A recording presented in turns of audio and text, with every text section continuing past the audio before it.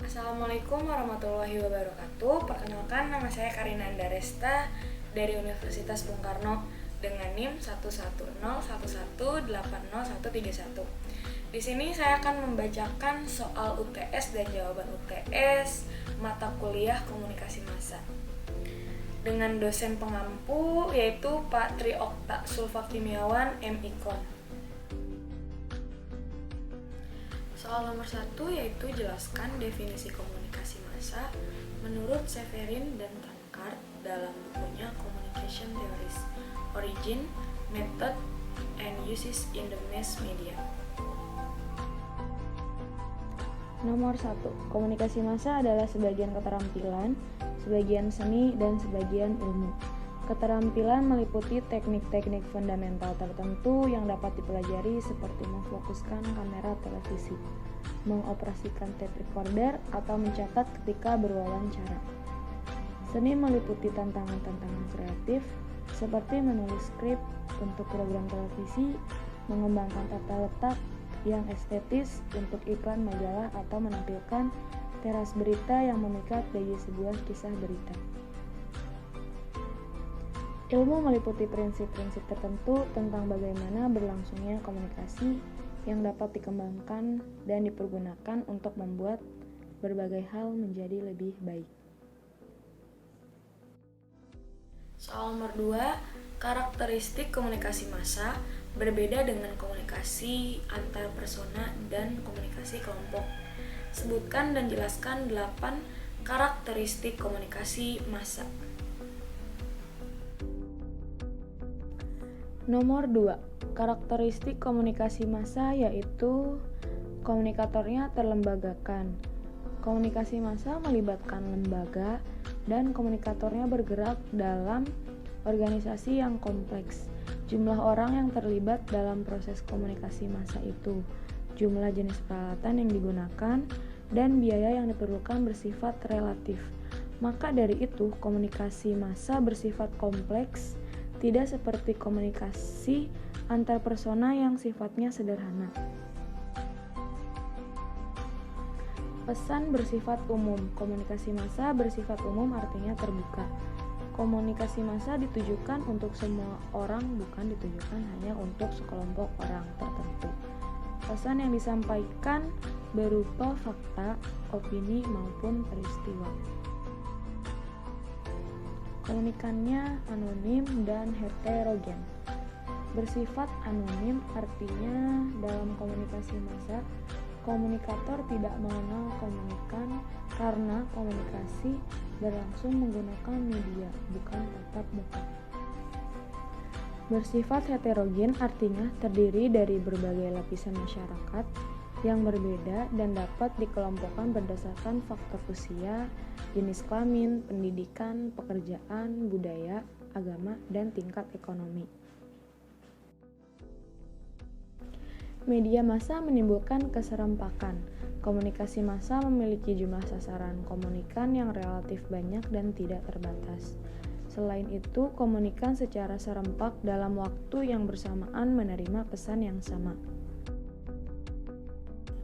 Komunikasi mengutamakan isi ketimbang hubungan. Dalam komunikasi massa, komunikator tidak harus selalu kenal dengan komunikannya, begitu juga sebaliknya. Yang terpenting dalam komunikasi massa adalah bagaimana seorang komunikator menyusun pesan secara sistematis, sesuai dengan jenis medianya agar komunikan dapat memahami isi pesan tersebut. Komunikasi massa bersifat satu arah. Dalam melakukan komunikasi melalui media massa, komunikator dan komunikannya tidak dapat melakukan kontak langsung. Komunikator aktif menyampaikan pesan. Komunikator aktif merupakan pesan, akan tetapi di antara keduanya tidak dapat melakukan dialog. Stimulasi alat indera terbatas.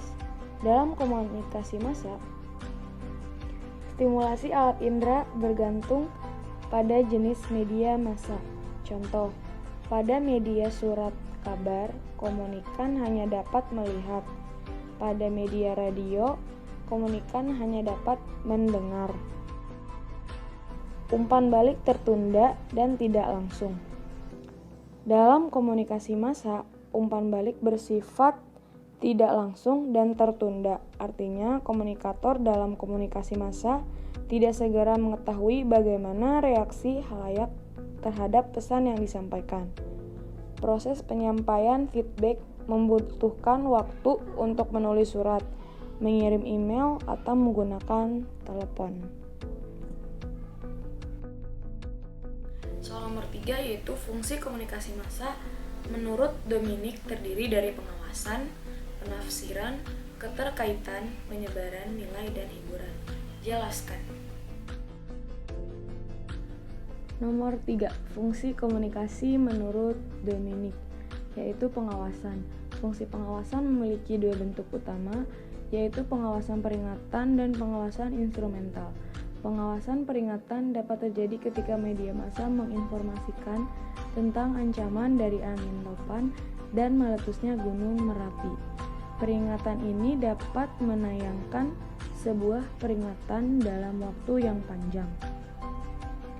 Sementara pengawasan instrumental yaitu penyampaian atau penyebaran informasi yang memiliki kegunaan atau dapat membantu khalayak dalam kehidupan sehari-hari.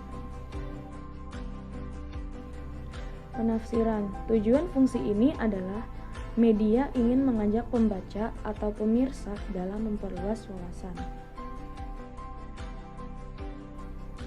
Pertalian. Media massa dapat menyatukan anggota masyarakat yang beragam sehingga membentuk pertalian berdasarkan kepentingan dan minat yang sama tentang sesuatu. Penyebaran nilai-nilai. Fungsi ini dapat disebut juga dengan sosialisasi. Media massa memperlihatkan pada kita bagaimana mereka bertindak dan apa yang mereka harapkan.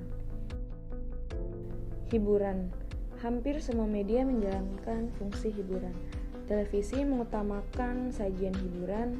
Tujuan fungsi ini adalah untuk mengurangi ketegangan pikiran khalayak karena dengan membaca berita ringan atau melihat tayangan hiburan di televisi dapat membuat pikiran khalayak menjadi segar.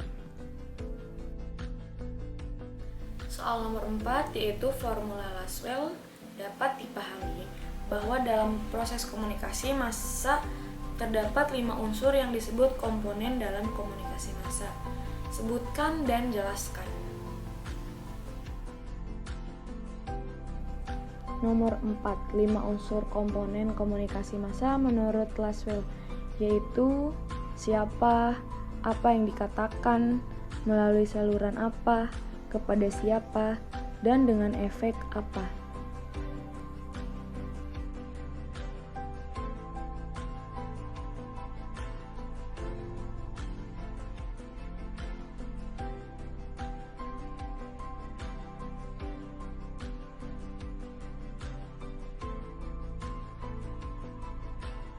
Sekian soal dan jawaban UTS yang telah saya bacakan. Terima kasih.